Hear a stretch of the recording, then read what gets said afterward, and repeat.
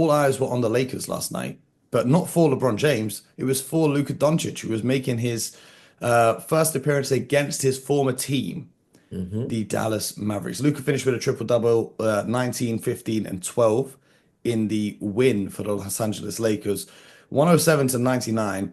And I'm not going to lie to you, with Anthony Davis out injured, with Daniel Gafford out injured, with Derek Lively out Lively out injured, injured. Yes. this game was a lot closer than I would have liked it to have been if I was a Lakers fan.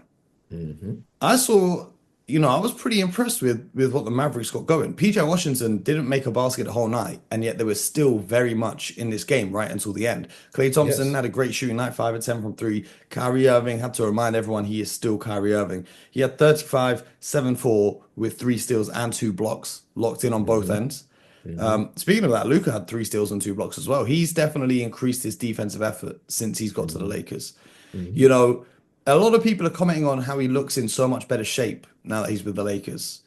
And I predicted this. I mean, it's just common sense. It's like everyone in the world, after they have a breakup with their partner, they get back in the Hmm. gym. You know what I'm saying? Hmm. They got to Hmm. impress the new Yeah. fans. So And he may, and you know what? And he may not be eating as much due to the stress of the trade that has happened too. He may have lost a few pounds due to that too. yeah, I saw him. He was doing push-ups in the pre-game warm-ups. Like in Dallas before the game, he'd be trying to score from half court. Last night, I seen him doing push-ups before the game got going. So, Right. shout out to Luca. He's steady working hard. But yeah, I think if I was in the Western Conference, I'd be a little bit worried if I'm the Lakers that it was that tough to beat the Mavericks without their top three bigs on their roster, Hmm. and they're starting Kessler Edwards at center. How are you feeling about this game if you're the Mavericks organization?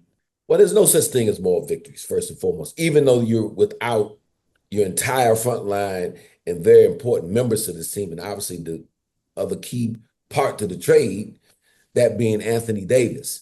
If you figure you throw Anthony Davis in there last night, just himself, given the closeness of the game, that tilts the balance to the Dallas Mavericks. But you never know how those things play out. But if you're the Mavericks, what you're looking to do right now in the short term is because they made this trade in part from where I sit due to what they believe is establishing a culture of competing defensively and all those kind of things that were swirling around about after the trade. So from that standpoint, I think you had to be pleased with how the team showed up. That they knew they were undermanned, but they came out and competed. And I got a chance to watch the complete second half by the time I got back to my hotel to watch the game. So I definitely like that. Klay Thompson, again, I think it's going to come up big for this team come playoff time because he's been there, done that, and he can make big shots in clutch moments. And man, Kyrie Irving, man, what a year he is having, and just the leadership that he's exhibiting on a nightly basis. And I thought that showed itself again last night for this team. I've said this before, early on after the trade, after the first couple games, the Max Christie addition is undervalued, underrated, if you will, because he was ascending as a player when he was with the Lakers, and he's continued that in a Mavericks uniform. So um, you're not happy with the loss, but deep inside, you appreciate the competitive spirit of the group. Now you got to just figure out how we're going to at least play close to 500 basketball without our entire front line of Davis, Gafford, and Lively.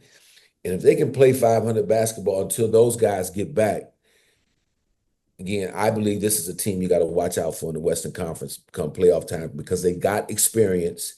They've got guys who've won championships, and they've got a coach in Jason Kidd who's not afraid to make adjustments, tinker with the game a little bit, and put his team in best position to win.